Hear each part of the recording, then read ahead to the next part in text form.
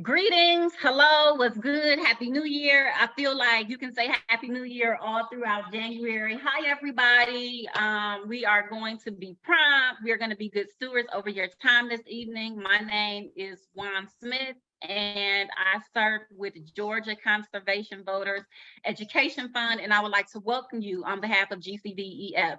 At GCVEF, we are a civic engagement organization focused on democracy. That's a people first government and people first energy. We organize with community residents, engage in the civic process, and advocate for justice in the areas of energy, government, and our neighborhoods. And we believe if we work with the community to consistently create culturally and contextually relevant paths of civic engagement, community members will advance energy justice policies. So why are we here tonight? In some variation, I'm sure everyone on this call wants affordable electric bills, clean energy, clean and sustainable energy that doesn't harm, and equitable energy policies and programs. We're here tonight because out of all three of the electric service providers, that's investor-owned utilities like Georgia Power, city utilities, we call those munis, like Marietta Power, East Point Power, Sylvester, and EMCs, depending on where you're from. They're also known as RECs, Rural Electric Cooperatives. EMCs give us the best path to achieve all of those. At the core of EMCs are a structure that puts the ratepayer, which are actually owners of the electric company. So for the rest of the evening, we're going to be referring to EMC ratepayers as member owners because they own their co-ops.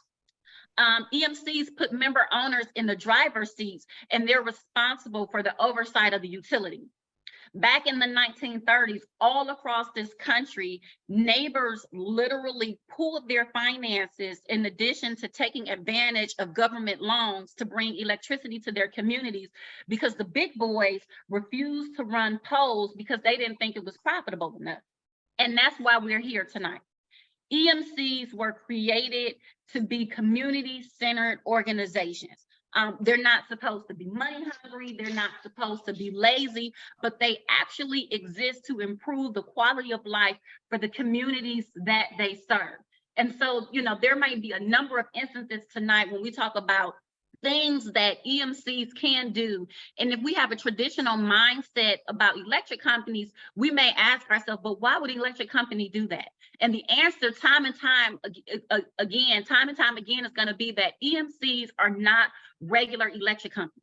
They are member and community-owned organizations that exist for the betterment and the quality of life improvement of the communities that they serve.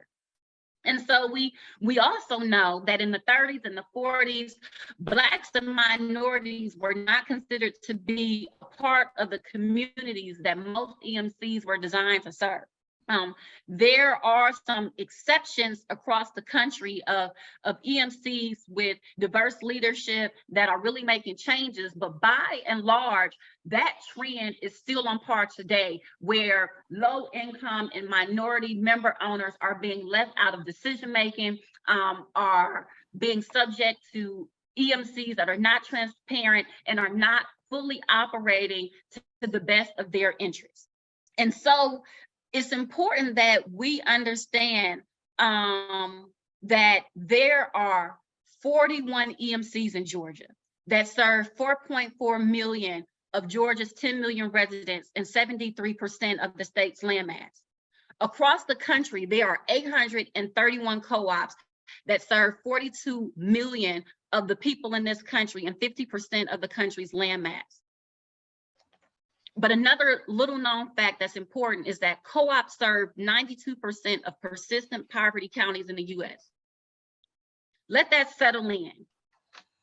Out of all of the persistent poverty counties in the US, co-ops serve 92% of persistent poverty counties in the US and some of the poorest communities right here in Georgia.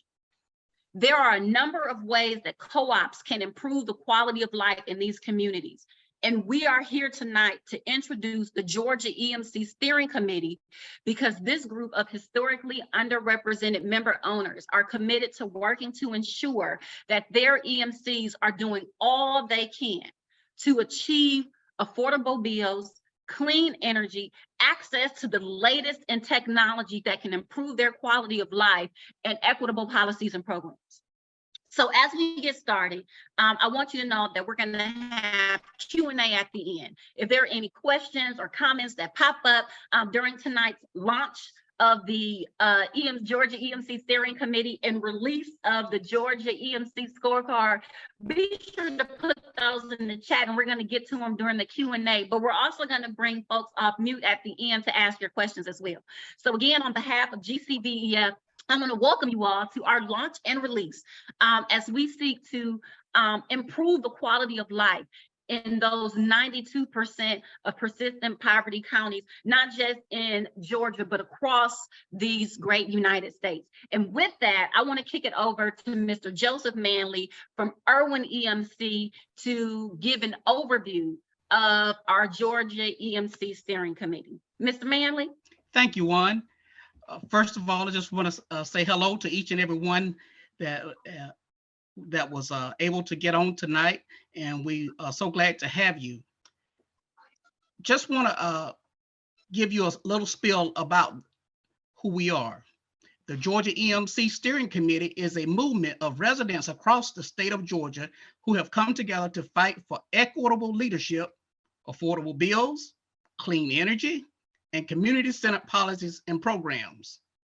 As you have heard Juan say, there are 41 electric co-ops that serve approximately 4.4 million of Georgia's 10 million residents and 73% of the state's land area. That's something we really need to let sink in. That's covering an awful lot. What happens at one EMC can influence other EMCs, but they are each independent and they have their own governing structure and operate autonomously one from the other. The Georgia EMC Steering Committee is a group of historically underrepresented electric co-op member owners from across the state working together to provide education, support, and organizing tools to their community member owners like you. This committee was launched on August of 2022. We currently have 21 members representing 13 co-ops. We meet virtually once a month to foster a system of stability and organizing strength across the state. Organizations like the GCVEF and BVM provide staff, support, organizing tools, and small financial aid for local community identified campaigns that are led by the local member owners like yourself. In addition to the local campaigns, the committee as a whole identifies one issue annually for collective organization that will impact the overall EMC landscape across the state. Our first project in partner with the Georgia Conservation Voters Education Fund and Dr. Kristen Phillips is the scorecard, which we'll hear more about. As a collective, we established 4 core values that will ground us as we work together and in our individual communities, this is something we hold very dear, and we would like to let you know that they are called ACEs. ACEs is for access, compassion, education, and support. And we plan to bring each and every one of these assets to you. ACEs, welcome. Juan. Awesome. Thank you, Mr. Manley. Mr. Manley is an anchor in our Georgia EMC Steering Committee. Thank you for having that. Now, I would like to kick it to none other than my big sis in the movement, Miss Fanika Miller, the Deputy National Field Director for Black Voters Matters Action Fund, who will introduce our steering committee members. I'll kick it over to you, Fanika. Good evening, everybody, and thank you for joining us. I have the distinct honor of introducing all of the members of the steering committee. All right, we have Adrian Fenner, and I'll list their names and then also the EMC that they're members of. So Adrian Fenner, Cobb EMC, Andrea Jones, Greystone, Antoinette Mosley. Next, we have Jewel Dobbs, Snapping Shoals, Joseph Manley, down in Irwin, Representative Tish Nagise, Fayette Coweta,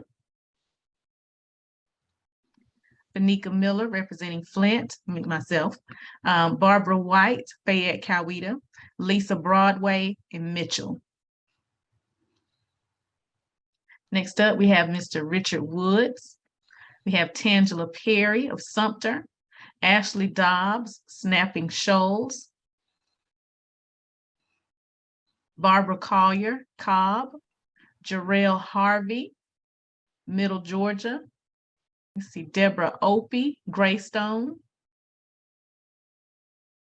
Linda Walden, Grady, Cynthia Griffin, and Planters, Ms. Terry Wade, Sumter, Mr. M.L. Lewis, Middle Georgia, and Tawanda Daniels in Mitchell. Thank you. Awesome. And so before we jump into an overview of our scorecard, I really want to highlight how much of a collaborative effort the scorecard really was. We also want to give a shout out to our partners across the country. There are other states who have launched scorecards, Tennessee, Kentucky, a number of states, Alabama, and we leaned on partners in advancing equity and opportunity, partners in the Rural Power Coalition for their best practices. But really what made this Georgia EMC scorecard unique is how much we leaned on the member owners in the state. From the beginning of the process to the end, we wanted to really make sure it was collaborative, and that the outcome was really a tool that folks in community and on the ground would appreciate, that was relevant, and that they could use. That the standards and the criteria were things that made sense to them. And so from the beginning, when we established what our standards would be, when we tried to think about what it would look like in terms of presentation, at every step along the way, we had community members involved in the process. And so we just really want to thank our member owners for the ways in which they showed up, for granting us their time, their collaboration, and their input. Now, Dr. Kristen Phillips and Ms. Barbara Collier are going to take us through the process of the creation as well as the presentation. But I know the moment you all have been waiting for is, how do I access this Georgia EMC steering scorecard, this Georgia EMC scorecard? And so the website is very, very easy to remember. billsaretoohigh.com. So all you have to do is in your browser, go to billsaretoohigh.com. And it's down in the chat. So to access the Georgia EMC scorecard, you go to billsaretoohigh.com, and Alexis is going to pin the website next to me so you can see it. If you hover over EMC and click on scorecard, that'll take you to the Georgia EMC scorecard. There's nobody who can forget that website, billsaretoohigh.com. Because no matter where you fall on the social economic scale, we all could use bills that are less expensive. So billsaretoohigh.com, there's a lot of information there for individuals who have Georgia Power, for folks who have city utilities, but this is also a resource for folks who have EMCs as well. And so when you hover over the EMC and click on scorecard, that is specifically how you access the EMC scorecard. And so without any further ado, at this particular moment, I want to hand it over to Dr. Kristen Phillips of Emory University, who led our data collection and the creation and the valuation of the scorecard, and Ms. Barbara Collier, one of our Georgia EMC steering committee members, as they take us through how the scorecard was created and help you to navigate all of the features and the functions of our Georgia EMC scorecard. Thank you so much, Ms. Wan. And I wanted to just thank everyone for being here. I'm so grateful to have had the opportunity to be part of this team that included all of the EMC steering committee members, with a special thanks to Ms. Barb Collier, the chance to partner with Juan Smith at GCV throughout this process, Siori Kitajima, our data visualization specialist, who you're going to hear from in just a bit, and then also 4 student research assistants at Emory University who helped to collect the data along with folks from the EMC steering committee.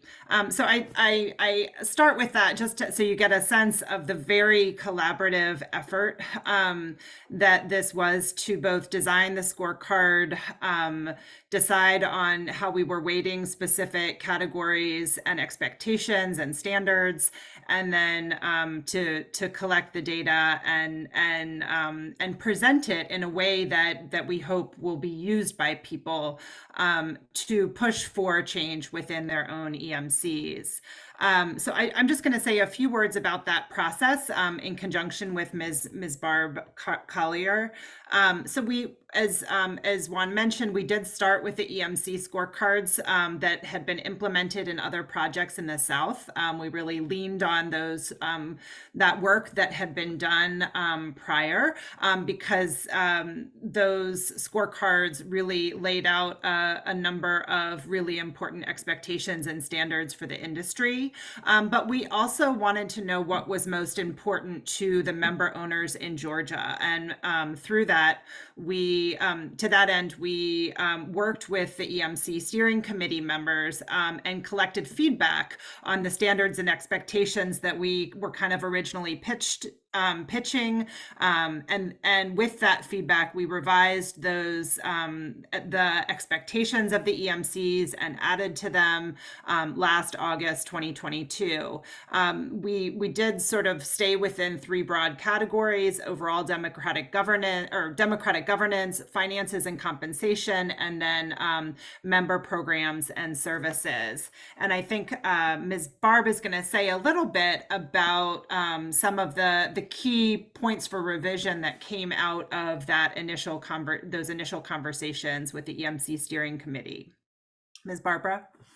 Okay, thanks, Dr. Phillips. I came to the committee thanks to Juan and decided that, yes, I can look at the scorecard, and that had already been put together. There were 5 areas that I focused on and getting back with Dr. Phillips about the scorecard. And one was to make sure that the measurements that we had focused on these 5 areas. And the first one is diversity, equity, and inclusion as it relates to the members and to the benefits that are available to those members. And as Joseph said, so that just kind of picks up the whole thing about access. The second thing was about member owner inclusion as it relates to the board members' term limits and the infusion of new members. How do we get new board members onto a particular EMC board of directors? Are there members that are aware that they should be able to run for office to support their particular district? The other thing was about bylaws, and this is also about members as well. The bylaws that serve as governance for the board of directors. Do member owners have the opportunity to propose new amendments, and do they, if there are new amendments that are added by the board of directors, do member owners also have the ability to approve those amendments? The third item that was a focus for me in looking at the revised scorecard was about sustainability.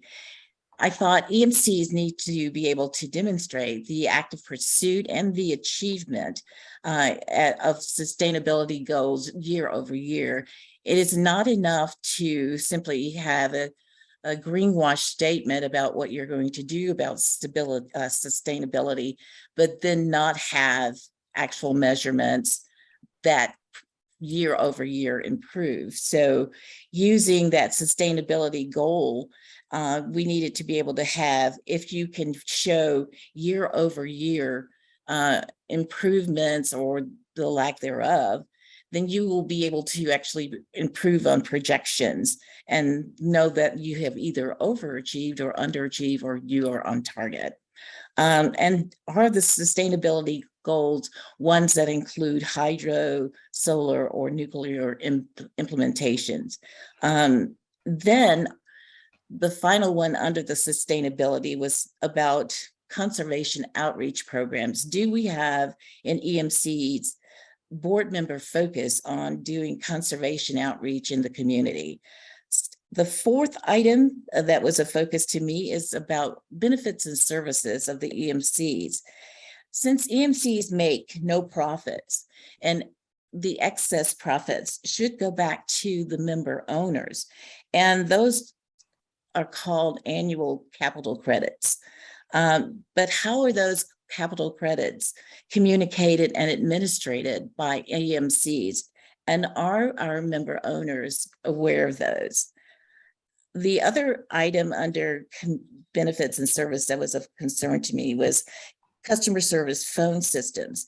Do EMCs actually have a way to figure out what the best practices are and how do they implement those best practices? What is the wait time for most EMCs? How do they deal with problem resolution? And what are their overall satisfaction ratings year over year as well? The other thing under services would be about broadband internet services. Do EMCs offer broadband services? And is that an area that is being explored strategically? But not only strategically, tactically, how do they and when do they plan to implement that? And would member owners have access and know how to register for that kind of service? The other is concern under benefits to me was about medical priority service. How do EMCs today support member owners that may have medical equipment that should be a service priority during outages? And how do member owners actually register for that? So these are all things that are now part of the scorecard. And globally, there was a mismatch about terminology. Sometimes there was member, and we couldn't distinguish whether there was a board member that was being asked about or whether there was a member owner. So those was the fifth concern and focus of revising the scorecard.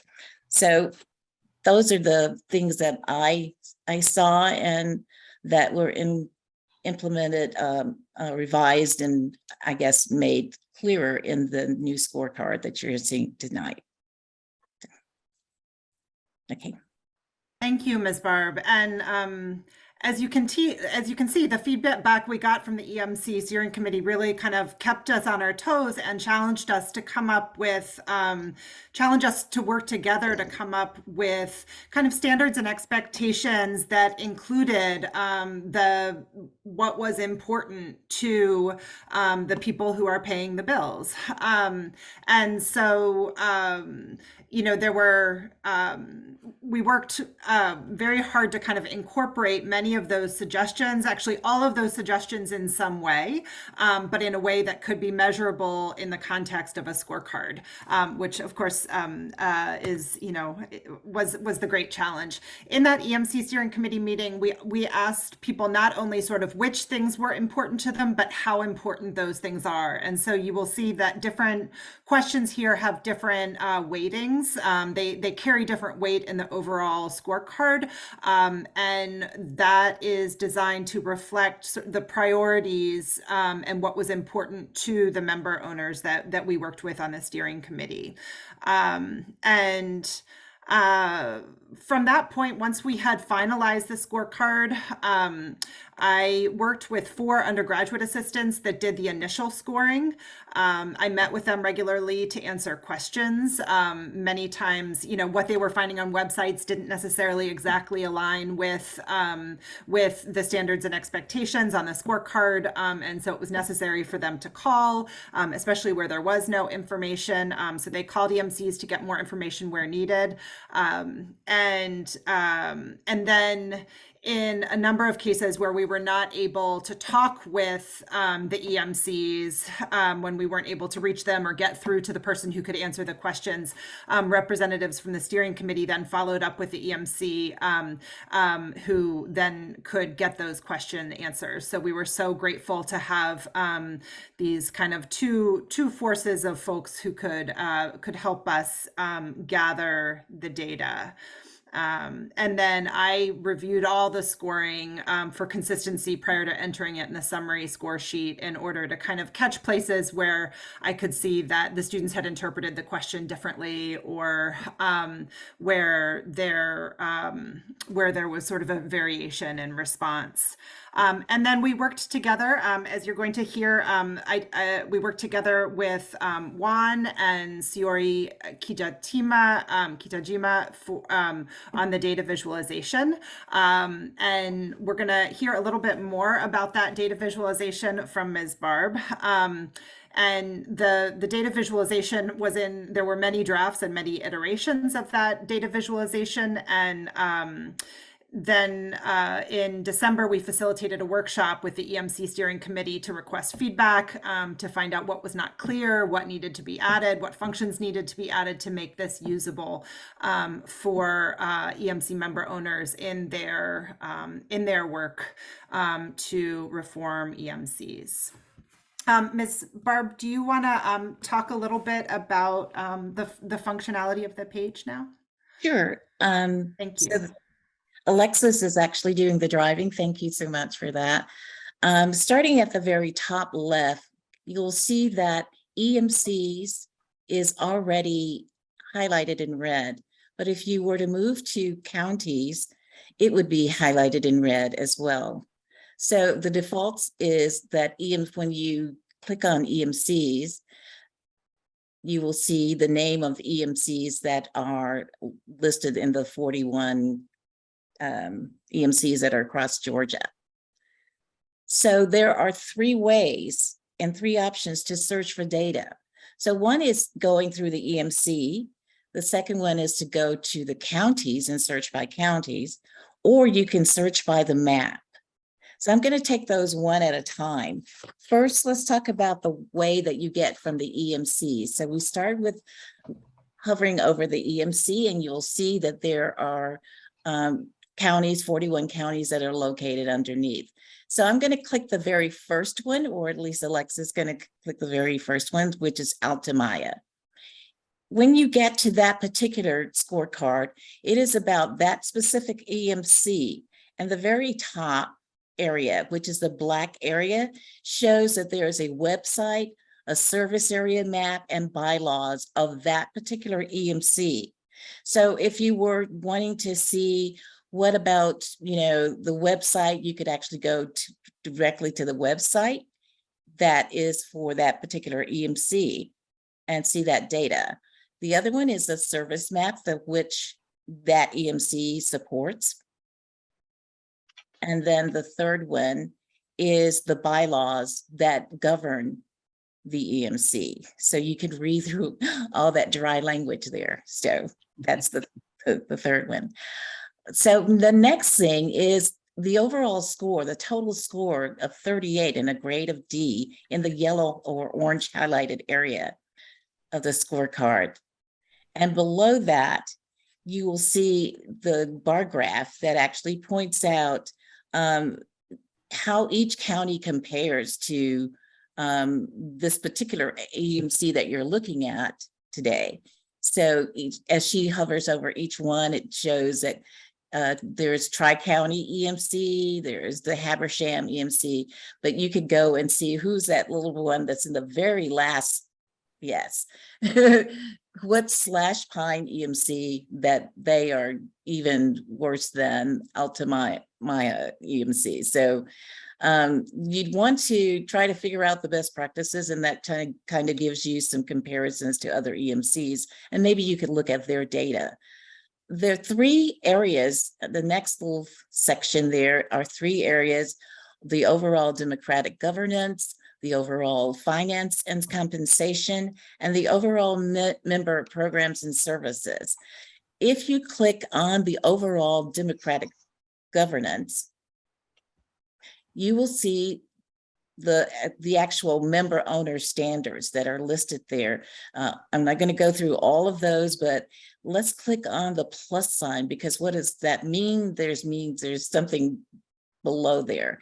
And first of all, if we're talking about board contact information, each one of those has what is the expectation of all EMCs, and then what of this particular EMC, what is their current status, and how does this particular EMC compare to the other 41 or 40? So let's go to another one. Alexis, down below about the it was diversity plan. This one, yes. Okay, and the diversity plan, there is an expectation there. Do they have an explicit and appropriate diversity and equity plan that includes measures to access and improve board representation and to develop a pipeline of diverse leadership, like the Leadership Academy, and track the equitable distribution of member benefits and meet the needs of the most vulnerable in their community? The current status of this particular EMC is no, they don't have one, or they don't address those kinds of issues or concerns. And in comparison to the other 41, there's that data that's right there as well. So each one of those that have a plus sign by them always has the expectations, the current status, and the comparison to the other 40. So now I would like to go to the top where you see those arrows left and right, very top. If I wanted to see what's the next EMC, I would go to the one to the right, and it brings it up. It's Amicalola EMC. If I wanted to go backwards to the previous one, I simply go to the back and give it a second, and it reloads. There is a downward arrow to the right of that. If I wanted to download all this data, I could just create a PDF on my laptop or in your database, and then you would just click on that to get that information. If you're finished with all of that and you don't want to look at anything more, you just click the X. There you go. And you're back to this original screen of the scorecard. Now, the second way to access the data is to look under counties, because you know what county you live in, but maybe you don't know what EMC supports you.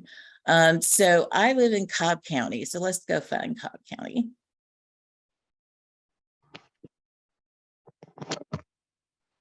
And so when I do Cobb County, if you look all the way over to the right, you will see some data that's to the right of there. I'm going to have to move this a little bit. And what you'll see there is for Cobb County, it has three areas of information. One is about the racial majority. And then it actually looks at all those demographics as to white, Black, and other. Then it looks at the second area, which is the income level for that county. And thirdly, it looks at the available EMCs that are in the Cobb County area. For me, I have Cobb EMC, but I know others that have Greystone Power as their EMC. So that's the second way to kind of look at some data from this chart. The next one is, let's look at the map itself. That's a third way of accessing data. If you hover over, let's say Dalton, those individual counties, every time you see a segmented little division, like boundaries for each little city. That has North Georgia. You can just go and touch on each one of those, Alexis, so that we can see. Look to the right, the information is changing. Amicalola, Blue Habersham, there was Blue Ridge, Hart, EMC, but all of those counties have this data information. Now, if you click on that, let's click on Sawney EMC. It brings up the scorecard for that. So you can actually see the data we just kind of discussed before. And keep going down, because I want to show you one more thing I forgot to tell you. You see the finances and compensation, that was one of the other pieces, the member programs and services. And because of their scoring, if you keep going all the way down, there is a call to action. These are things that we would say are recommendations for any of the EMCs, and each of these scorecards has that information at the bottom. So it gives them some idea about where to start. They could look at other EMCs and see how they, figure out where their lack, of services and benefits to their community are. But here's some recommendations as a good place to start. So the call to action are suggestions to the EMCs to improve their score for the next year when we take another reading of that particular EMC. So I think that's it. Okay. Thank you so much, Ms. Barb. And the final piece we just want to say is that the scorecard is intended to be, in some senses, it's intended to be constructive, right? It's intended to offer very concrete suggestions and to become, in a sense, a kind of task list for what EMCs can do to better serve their members. So the PDF download is one way of sort of capturing all of the standards and expectations and the current status of those. Thank you. Awesome. Listen, round of applause for Dr. Kristen Phillips and Ms. Barbara Collier. You both did an amazing job on tag teaming the overview of the process as well as the scorecard and its functionality. Without further ado, I want to introduce the great mind behind the data visualization. So we had the steering committee members to help inform the process, Dr. Kristen Phillips to create the process, to do the scoring with her team. But we needed somebody to bring it to life. We needed somebody to make that thing pop. And that person was none other than Siori Kitajima. Siori is going to just do a brief introduction, and then Siori created a video to kind of explain the data visualization piece. So I'm going to kick it over to Siori to explain, just to say hello, and then we'll kick off the video with an explanation of how she created the amazing data visualization that you saw in that interactive piece. Thanks, Juan. And thank you, Dr. Kristen and Barbara, for fantastic working through. That was amazing. Thank you. I just want to thank everybody, and then I'm honored to be part of this project. Thank you. Because I wasn't sure if I can be here because of that time difference today, I put together a video and then sent it to Juan. Thank you. Hello everyone. I am Siori Kitajima and I am a multimedia artist.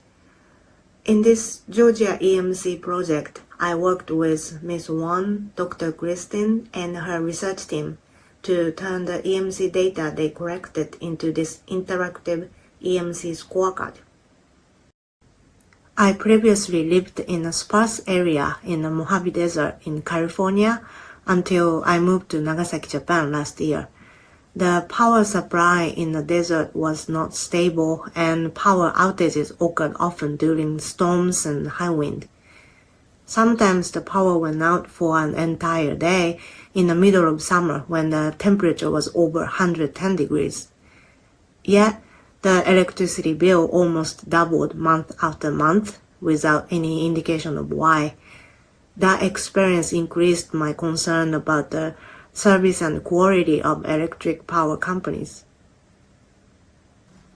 I make online experiences called data visualizations to help with social problems.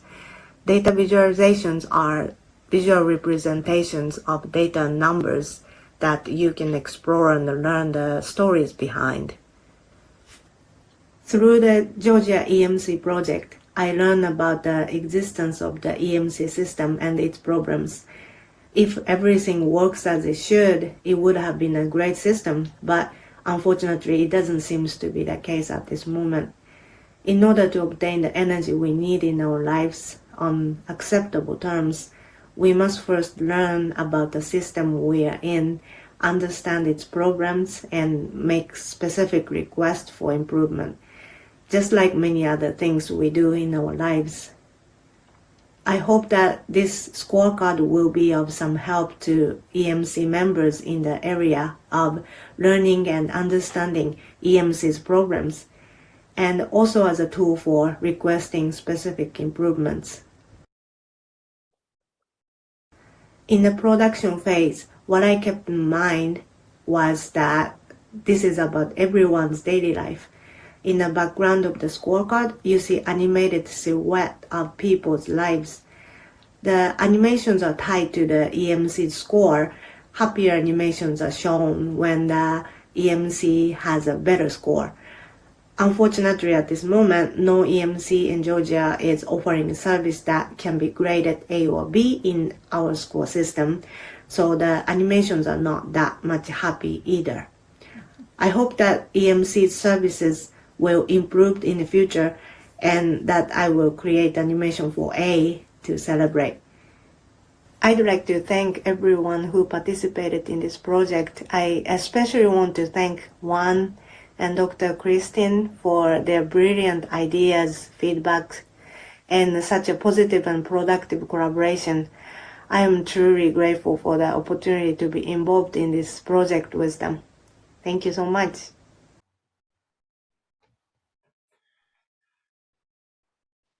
Thank you so much. Awesome. Thank you, Siori. Thank you, Siori. And so we are approaching the end of our launch and release, but what we do want to do is kind of remind individuals about why the scorecard and the steering committee exists. The scorecard and the steering committee exists because there's much work that needs to happen in our EMCs.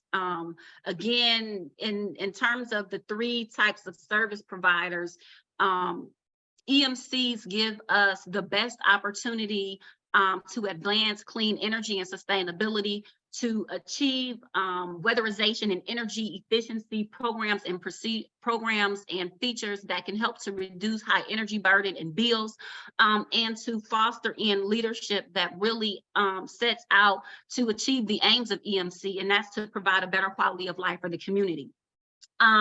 Because at the core of the structure of EMCs are this democratic way of life where the owners are actually at the nuts and the bolts of the process, where the owners regulate and provide oversight for the utility. But there's more work to be done. We understand that there is a lot that can happen through EMCs. And so what we want to do before we get to our question and answer is we want to bring the Honorable State Rep for the 68th District of Georgia, Tish Nagisi, on. Prior to being elected to the State House, being sworn into the State House, Tish was a member of the GCDEF team, but Tish is also a member owner.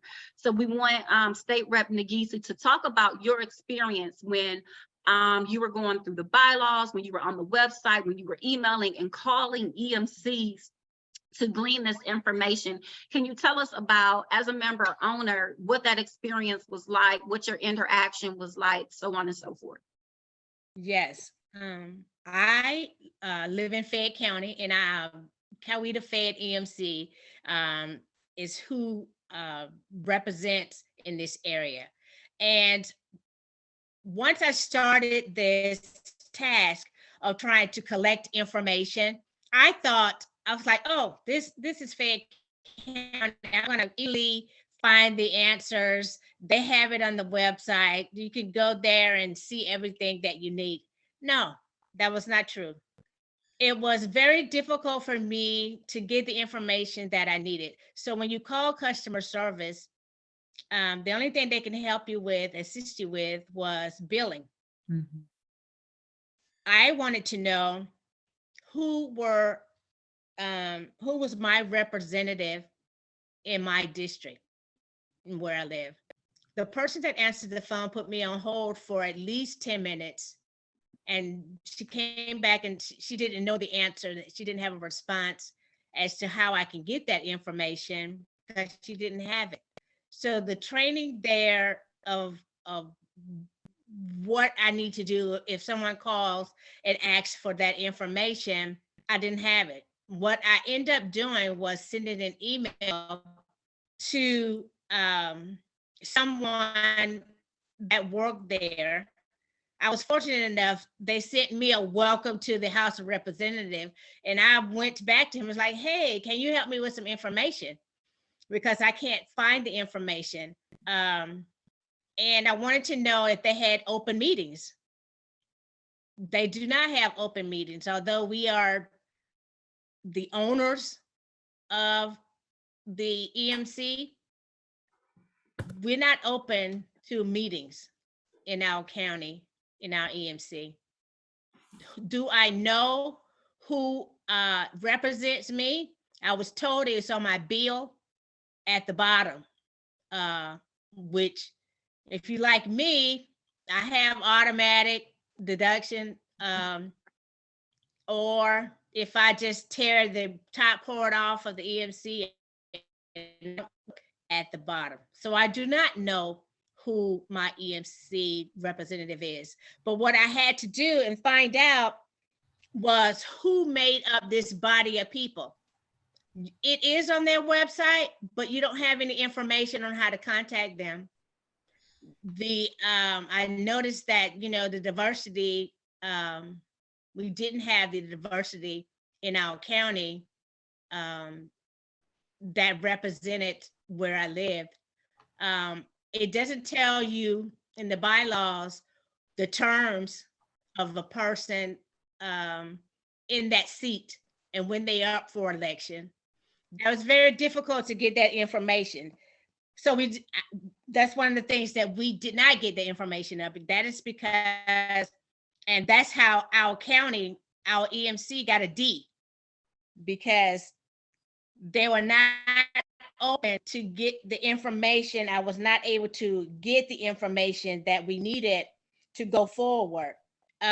We didn't know how they calculated the earnings, because the people on the board earn money from us, but we don't know that amount of money because we can't go to meetings. They're not open.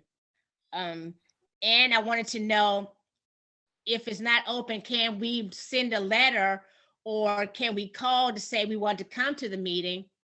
And I think it says that you have to send a letter stating the reason why you want to come to the meeting. That to me was discouraging. So they got a D. And also, I wanted to know, during COVID and going forward, if someone falls into financial difficulties, do they offer payment plans in our county to help you to catch your bill up? And they said no, they do not offer that.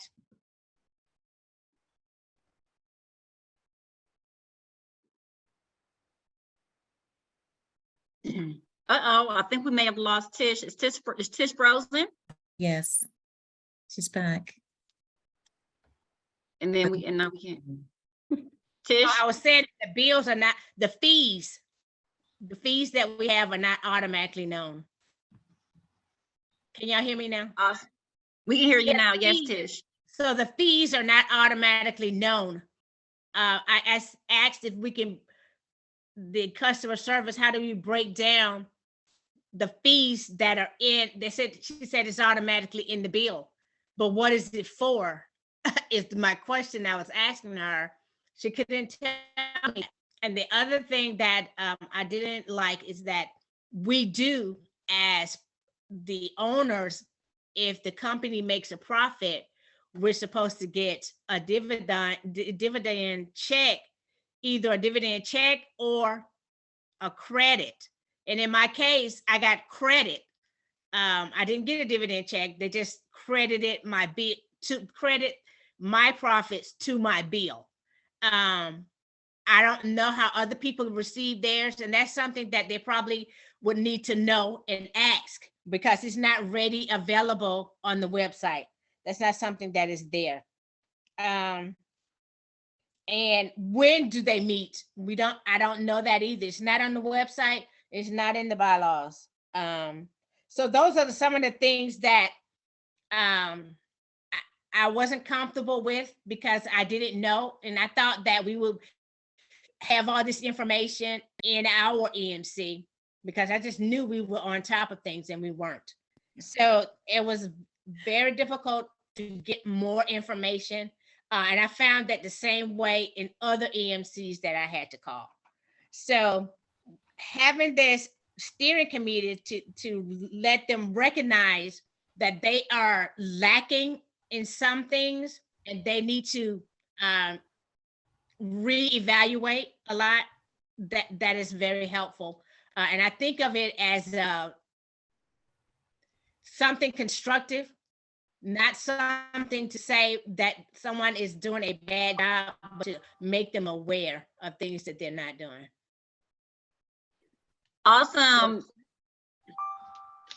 Thank you, Representative Tish Negisi. And I do want to reiterate and uplift the note that Tish ended on, right? So the purpose of the EMC Steering Committee and the scorecard is not to be conflict oriented or to be confrontational. The spirit of the steering committee is to have the EMCs to operate at their highest level of potential.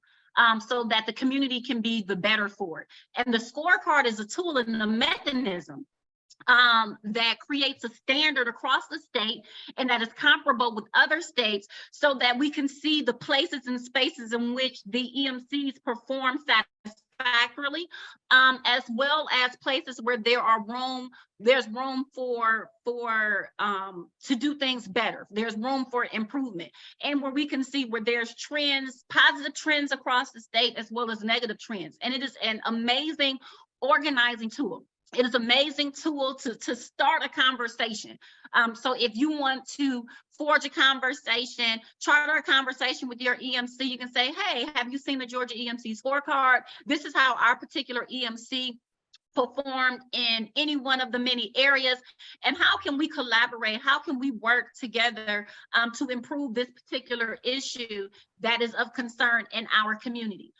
And so the scorecard, again, is a tool, and the community, the EMC committee, is a mechanism where there is support for what's happening in local individual communities, but also a mechanism for statewide advancement to ensure that there are positive trends in Georgia as well.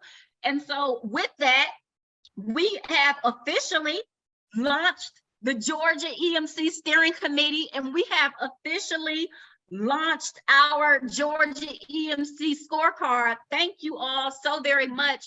And we'll turn it over to question and answer. You can raise your hand, or you can drop a question in the chat. And Siori, Dr. Kristen, Ms. Barbara, State Representative Negisi, myself, Fanika, will all be on Mr. Manley to answer any questions that anyone might have. So again, you can put your questions in the chat, or you can raise your hand if there's anyone that has any feedback, questions, or comments on the steering committee and or the scorecard.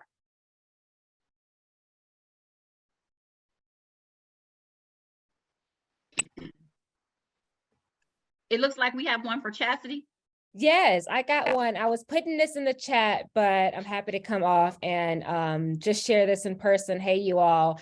I wanted to particularly uplift what Representative Nageesh said about how capital credits are distributed. And just, if anybody wants to elaborate, that some are returned or remitted via check in in your mail, or some are returned via deduction in your bill, and some not at all. And I think that's like the most the difference in what are capital credits for people who don't know that, wait a minute, y'all telling me that what I mean? There's money that's still sitting on the table that can and should be returned. So if anybody want to elaborate on that, I'd appreciate it. Okay, I can for Cobb County. It can be a credit to your bill, or that if it's over $500, they would actually send a check. If you've moved and your service is no longer being in your name at that location, it just kind of goes into a slush fund, and they actually have your name listed as you should come and let them know that you've not received it because you no longer live there. So there's a listing for Cobb County that has all the names of people, but you have a very specific time frame to respond to that listing, and you may not know that the listing even exists. But by November 6th of this year, 2022, if you had not claimed that money, it goes into this major slush fund. And so this year for Cobb County, the unclaimed capital credits was $190,000 plus dollars. They get to decide what to do with that money. And member owners really should help decide that, to me. But that's not what they do. They go back to the board of directors and get ideas, and then they put those ideas in place. So do they spend all the money? I'm not sure. I'm not sure how that works. So. Awesome. And then to Chastity's point, and Ms. Fitzgerald in the chat, so Ms. Barber began to explain it during her presentation that because co-ops are not-for-profit organizations, and we keep saying that because that's what makes them so different. They're not like Georgia Power or investor-owned utilities who have a business model where they want to make the most money. And so if they make a certain amount of money, there's a responsibility for them to either reinvest in the member owners or to return those dollars by way of what's called a capital credit. Annually, every year, each EMC is supposed to review its finances to determine if they need to return those capital credits to the customer, if they need to be invested or if they need to be invested in the company. What happens in a number of EMCs is that annual process does not take place. And when that annual process does not take place, those monies are not returned to member owners. Cobb EMC is an example of an EMC that does return capital credits. Ms. Barbara outlined, people who don't get their money back, it goes into a slush fund, so on and so forth. But to answer your question, Ms. Fitzgerald, the easiest thing for you to do would be to call your EMC and to specifically ask them if they return capital credits and what's the process for that.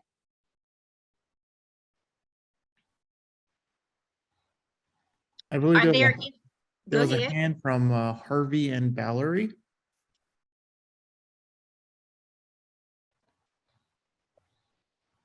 Can you hear me, Juan? Yes, sir. Okay. Speaking of capital checks being returned, I've got the latest from Central Georgia EMC, and I had to read it several times to see if I was reading it right. The total amount of refund was $2,885,000. However, in reading it, this was a refund to electric consumers who received service during portions of 2003 and 2004. The refund checks were mailed to customer owners on December 2nd, 2022. So that's 19 years late. Oh my God. Mm-hmm. And so obviously you're going to have people that move, change their addresses. And as you know, we had, I think it was up to 5 tornadoes that went through Spalding County and Griffin. Mhm. And there are still areas course, in the poor section of town, that they don't have power. You know, they lost everything. The homes were crushed because the trees, although they may have trimmed some back significantly, it simply uprooted trees, and there's massive damage down in the poor area of town or Griffin. Having said that, they were very slow in responding to that area. Now, they did respond to the business section by and large rather quickly. Walmart was, you know, it blew the doors out in Walmart and the glass, and they had video of cars being rolled across sideways across the parking lot. And it bent I-beams. The wind actually bent steel I-beams over there. But by and large, they were about 90% up and running. They are still without power in the poor areas. And of course, they lost, you know, food, clothing, so they're taking donations here. But I'm concerned that, you know, they've got all this money that they've been sending around, you know, almost $3 million for years and years and years. And they are not putting money into infrastructure in the areas that need it. When I drove through there, the poles wouldn't have taken a whole lot to blow the poles over, and the lines were still down. So they just killed all the power and start working on other areas until they finally got around to working with that area, the problems in that area. And they announced they're bringing internet service to Georgia Central EMC, and they don't say anything other than the fact that it's going to be available in 2023. So I think that's something that you know, we should probably look at. That I witnessed this firsthand, that the areas that were hit the hardest remain down, and they still have no power. And that to me is unacceptable. In addition to that, to make matters even worse, the tornado sirens did not go off. So the excuse was, well, everybody has a cell phone. Well, if you lose power and you lose internet, and even some of the cell towers went down. I have Verizon, and I lost cell tower service. So it was a total disaster, but everybody here on the GMC side, they're patting themselves on the back. And so I think that's something that perhaps we can address, because if it happened here, it can happen other places also. Mr. Harvey, thank you for sharing. And again, representation matters. Yes. So this is one of the reasons that we talk about, you know, EMCs are by you, for you, if we are present and accounted for. This is why we want to ensure that member owners are awake at the wheel, that they have access to meetings, so that they can speak up and speak out, and so that there are individuals who represent them and their parts of the community and have shared experiences, who can advocate for their best interests at the EMC. And so again, that's why we need the EMC steering committee, and that's why we need the scorecard, so that we can ensure that we have the tools that are necessary to elect board members to the board of directors who will represent your community in the way that your community needs to be represented. And whoever, and what I would say, Mr. Harvey, is you need to call the board of director for that district and ask them why the lights are back on at Walmart and why, but not on that side of town. Well, their excuse was, it's like a jigsaw puzzle. So we have to do this piece first before we can get to this piece. But that didn't quite get it with me. As a retired state trooper, I've been to a lot of tornadoes after the fact, and I've never seen anything like this in terms of getting things. It's like this, you know, it's just unbelievable to be in America today to see such a slow response. And Absolutely. fortunately, absolutely amazing that there was no fatalities. And no fatalities, a lot of serious injuries, and most of these homes in that area, it's rental property. They don't own the homes. It's rental property. And of course, if they didn't have renters insurance, they're just lost. Juan, I, as a legislator, my congressional representative sent me a memo regarding what happened on the 13th and how people in specifically Griffin, in Fayette, in Clayton, Henry, other areas that were hit can get an SBA loan at 3% or on their business to make them whole physically, as well as if they lost income. So Juan, I will send that memo to you and you can distribute it to whomever would need it. Thank you for that. Thank you. Anybody else have any questions, any comments, any feedback? I'd like to make just one quick statement and sharing. In my local community, I have noticed since the conception of this steering committee, several of the counties around about, I have just took the leisure to ride by some of the EMC offices. And a common thing I have seen now that I hadn't seen before is this bold advertisement about internet coming soon. And it seems to be a common thing.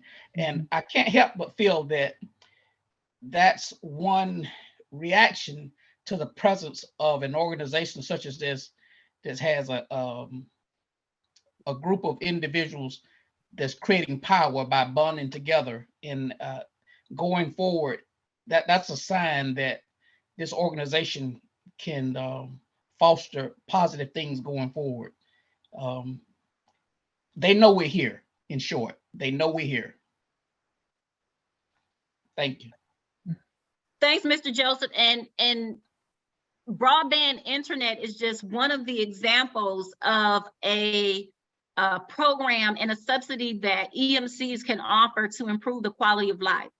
You know, it's whether we're talking about the response to tornadoes, whether we're talking about access to internet, whether we're talking about EV charging stations, whether we're talking about smart technologies and meters on homes for electricity. It's 2023. In 2021, Jeff Bezos and a bunch of random people went into outer space for kicks and giggles. But there are some very basic things that we are wrestling with in terms of access to energy and affordable and clean power that does not harm us in 2023. And so, again, these are things that EMCs can and should be offering. One of those, of course, is internet, but there are so many things that EMCs can be doing in community. And it's not just about if they have a bad grade, it's not just about high bills, but again, it is going back to the late 30s and the 40s, it is about improving the quality of life for community members. And it is our job to ensure that, as I said before, that our EMC board of directors and the leadership at our EMCs are not lazy and they are not money, but they are really existing for community. And our owners, we are not customers. We are not only ratepayers, but we own the EMCs. And even though it is a very different model, they were for us and they are by us. And quality of life is part and parcel to the 7 co-op principles and to the establishment and the structure of EMCs.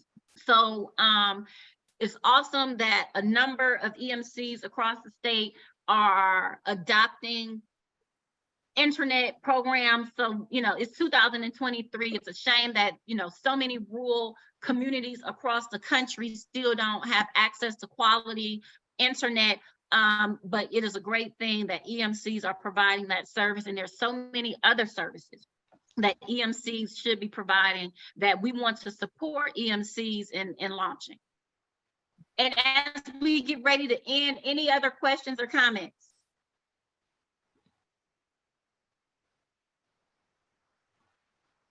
Anybody have anything? Yes, Deborah my- has a question. doctor. I live in Fayette County with Coweta Fayette. Okay, we'll do Tony. We'll do Tony. Okay. Okay, well, Tony, okay. please go ahead. My question was, do the individual EMCs offer different rates if you say you generate solar power at your home, and where would you find that information? Or is that possible through an EMC? If I have solar panels on my house and I'm actually using, I'm actually using less power, how do I find out if I'm eligible for a refund, or is that the purpose of the EMCs? I'm not certain. Got it. So there is a question in our EMC scorecard. So the first thing you want to do is go to billsare2high.com. You want to go to your individual EMC and click on the scorecard, and it'll tell you if your EMC has a what is it listed under? Is it generated distribution policy? So, and that is where it talks about if your EMC has a published policy. Generated distribution is kind of the technical name for solar. If so, then you can go to the website and you can find that information, distributed generation policy. Thank you, Dr. Kristen. So that is the quickest way to determine whether or not your EMC has a published policy on how it pays out for solar. If not, then of course you can just call. But one of the things we found again that State Rep Negisi uplifted is that if you have a question other than billing, it can be very hard to get answers from customer service. But the quickest way would be to go to the scorecard, to go to that particular section and see if your EMC does have that policy, and it will be listed on the website. If the answer is yes. If not, then you can call the EMC. It'll probably be a little bit of cat and mouse game, but they should be able to connect you with a person who can give you that answer. So they do have a section on the Coweta Fayette EMC website that click on that has sustainable energy and solar. And if you click on and go there, it tells you about all the things that they're doing and how the percentage of people that are using solar. So they do have a response. You can go there, and I think from there, you may be able to reach somebody because it's in a different department. It's not customer service. Awesome. Deborah? Hi. Feel free to correct me if I miss it, but I think one of the concerns that we had with the EMCs is that the board, people that sit on the board are not involved in continuous education and training. So they're not necessarily aware of all of the options, the things that are coming up, or even, familiar with the scorecard. Even though we're just putting it out, there's a gap between knowledge and some of the things that the community needs. Did I miss that, or am I correct? You're correct, spot on.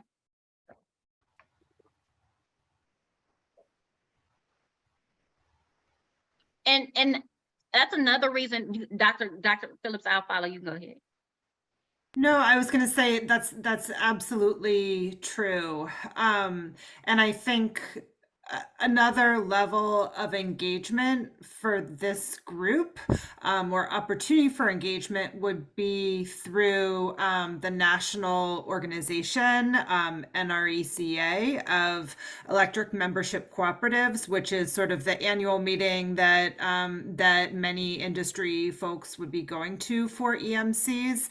And there are potentially, I think, pushing the national organization for more for higher standards for the industry could be an important step to actually ask the industry itself to be taking responsibility for some of these and not leaving it up to individual board members or member owners. So that is something that I would also like to see, and I'm happy to collaborate with folks who might be interested in doing that. Thanks, Doc. Does anybody else have anything?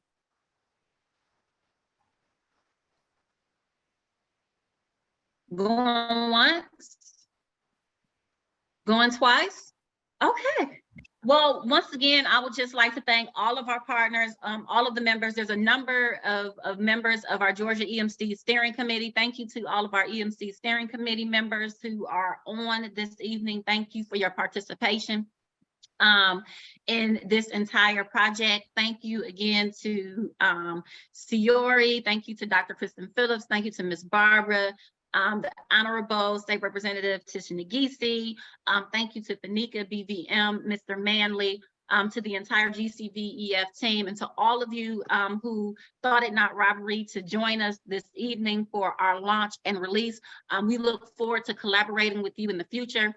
My email is wan@gcvoters.org, Wan, W-A-N, @gcvoters.org if you have any questions.